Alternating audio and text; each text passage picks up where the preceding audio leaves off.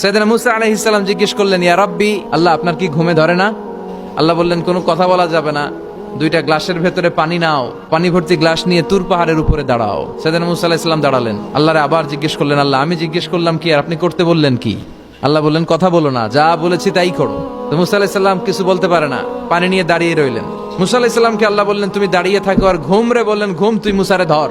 ঘুম যে এবার সাইয়েদনা মুসা আলাইহিস সালামকে ধরেছে। উনি ঘুমের ধাক্কায় আর থাকতে পারেন না, একবার ডানে যায় আরেকবার বায়ে যায়। ঘুমের ধাক্কায় হঠাৎ করে কাত হয়ে পড়ে যায় আর গ্লাসগুলো মাটিতে পড়ে খান খান হয়ে ভেঙে যায়। আল্লাহ ডেকে বললেন, মুসা বেশি কিছু হেফাজতের তো দায়িত্ব দেই নাই, শুধু দুইটা গ্লাস হেফাজতের দায়িত্ব দিয়েছে। ঘুমের কারণে এগুলোর হেফাজত করতে পারো নাই, ভেঙে খান খান হয়ে গিয়েছে।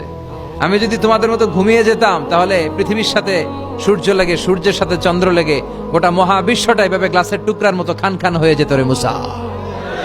এজন্য লা তাখুযুহু সিনাতু ওয়ালা নাওম, আমার ঘুমেও ধরে না, ঘুমের আগে যে তন্দ্রা আসে ওইটাও ধরে না।